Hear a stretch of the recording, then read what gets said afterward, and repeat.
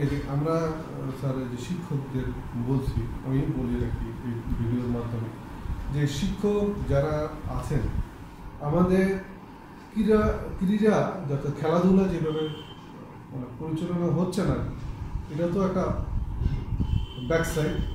আর যতটুকু হচ্ছে সেক্ষেত্রে কিন্তু স্যার সাহিত্য কিংবা আমাদের শিল্প যেটা বলে শিল্পকলা, কবিতা আবৃত্তি, গান, নৃত্য এগুলো কিন্তু হচ্ছে না স্যার।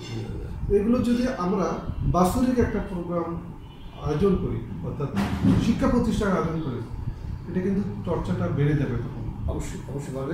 মজার ব্যাপার, আমি শিক্ষা প্রতিষ্ঠানগুলোকে এই উপদেশ দেব, যদিও আমার উপদেশ তারা মানবে না, যে আপনারা এই দল কানা হবেন না।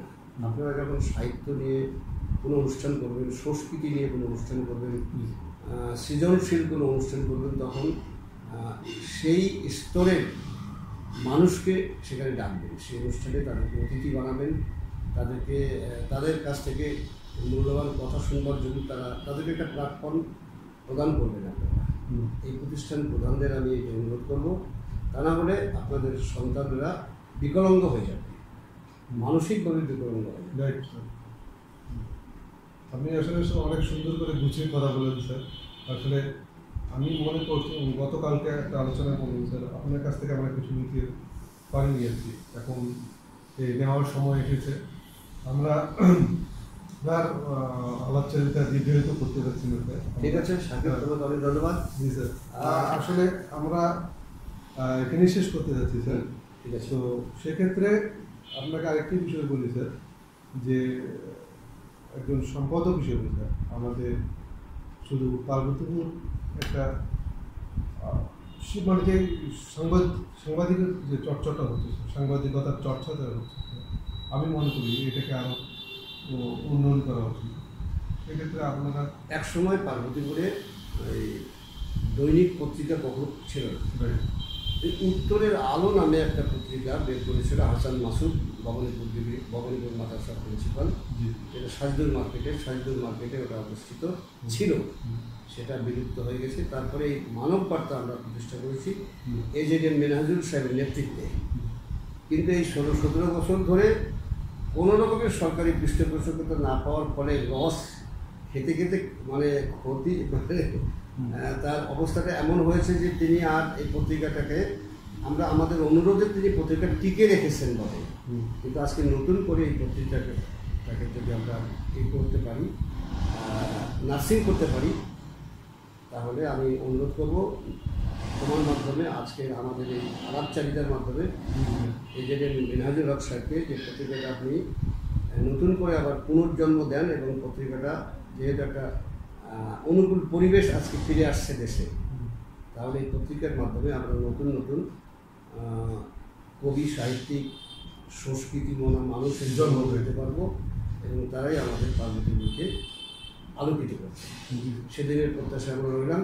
তোমাকে অনেক ধন্যবাদ স্যার। আরেকটা বিষয় আমি মনে করেছি স্যার, যে পার্বতীপুর একটা সময় শিল্প সংস্কৃতির সূচিকাগার বলতাম, এখন দেখেন স্যার আপনি সংস্কৃতি এবার সৈয়দপুরের দিকে স্যার ভালো শিল্প সাহিত্য চর্চা হচ্ছে স্যার, অনেক ছোট ছোট কাগজ বের করেছে। আমাকে বেশ কয়েকবার এটা মানে আমরা আবার যদি উন্নয়নমূলক অবকাঠামোর উন্নয়নমূলক দিকে ফুলবাড়ি থেকে পার্বতীপুরকে তাকাই স্যার, দেখবেন স্যার ফুলবাড়িতে যে অবকাঠামো উন্নয়ন হয়েছে স্যার, সেই তুলনায় পার্বতীপুর কিন্তু অনেক কিছু একেবারে মানে আমরা মানে কত দিক দিয়ে মানে ডুবে যাচ্ছি বলবো। কারণ যে পার্বতীপুর একসময় শিল্প সংস্কৃতির সূতিকাগার ছিল, যে শিল্প সংস্কৃতির চর্চাটা আপনারা করে এসেছেন, সে থেকে আমাদের আরও বেড়ে ওঠা, আরও একটা ভালো অবস্থানে যাওয়ার কথা, কিন্তু স্যার আমরা এখন হারিয়ে ফেলেছি।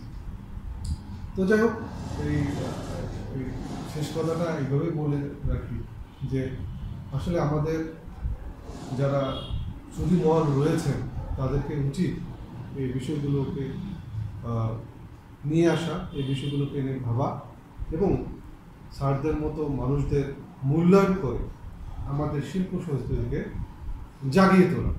এটুকু বলেই আমি শেষ করব। ধন্যবাদ তোমাকে। আমরাও আশা করছি আগামী দিনে যে জাতীয় সংসদ নির্বাচন আমাদের সামনে আসছে, আমাদের জাতীয় সংসদ নির্বাচনে যদি এরকম একজন জনপ্রতিনিধি আমরা পাই পার্বতীপুর থেকে, অবশ্যই পার্বতীপুর থেকে। এই কারণে পার্বতীপুর থেকে যে আমরা পার্বতীপুর থেকে ভোটার বেশি, অনেক দিন থেকে আমরা বঞ্চিত আছি।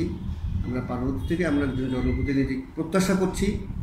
আমাদের কাঙ্ক্ষিত সেই লোক যদি জনপ্রতিনিধি হয়ে আসেন, তাহলে তার কাছে আমাদের এই প্রাপ্তিগুলো জমা থাকলেও তিনি নিশ্চয়ই আমাদের বিষয়টা দেখবেন এবং পার্বতীপুরের উন্নয়নের জন্য আমাদেরকে সাথে নিয়ে তিনি কাজ করবেন। ধন্যবাদ। ধন্যবাদ স্যার। একটু বলবেন, আমি দর্শকদের উদ্দেশ্যে কথা বলে শেষ করবো। শুধু দর্শক, আসলে আমরা আমার শিক্ষাগুরু স্যারের সাথে আমি অনেক রিকোয়েস্ট করে স্যার একটা সাহস মানে তার একটা সান্নিধ্য পাওয়ার জন্য আপনাদের জন্য আমি এটা আয়োজন করেছি। আমরা যে পরিবেশটায় বসেছি সেই পরিবেশটা ভালো, কিন্তু এর মধ্যে টুকটাক এবং কিছু শব্দ আপনারা পেয়েছেন, ক্ষমা সুন্দর দৃষ্টিতে দেখবেন। আর আজকের দিনটিতে স্যারকে আমরা হঠাৎই পেয়েছি, স্যারকে কোনো গিফট বা কিংবা কোনো কিছু দিতে পারছি না, একটা ফুলের তোড়া পর্যন্ত দিতে পারিনি। স্যারকে আমরা কৃতজ্ঞতা জানাচ্ছি যে স্যার আমাদের একটু সময় দিয়েছেন। ভালো থাকবেন, আবারও দেখা হবে নতুন একটি ভিডিওতে, আবারও স্যারের সাথে অন্য একটি বিষয় নিয়ে আমি ফিরে আসবো। সেই পর্যন্ত ভালো থাকেন। দর্শক এবং শ্রোতাদের আমিও অনুরোধ করব, যদি আমার কথায় কোনো অসঙ্গতি থাকে, কোনো অপূর্ণতা থাকে এবং কোনো ত্রুটি থাকে, আপনারা মেহরবানি করে ক্ষমা করবেন। আচমকা শাকিল আমাকে এখানে নিয়ে এসছে, যার ফলে আমার স্ক্রিপ্ট ছাড়া আমার যথাযথ উত্তর হলো কিনা আমি জানি না, প্রাসঙ্গিক উত্তর না হলে এই জন্য আমি জি আসলে আমরা ধারাবাহিকতা কতটুকু বজায় রাখতে পারছি এটাও আমি বলবো আপনাদের। আসলে শাকিল যদি আমাকে আগের থেকে স্ক্রিপ্ট দিত, তাহলে আমি সেই অনুযায়ী জবাবগুলো হয়তো আরো পরিপূর্ণরূপে দিতে পারতাম। আমার এই অক্ষমতার জন্য আমরা বসবো। আপনারা ভালো থাকবেন, আবার হবে দেখা ইনশাআল্লাহ।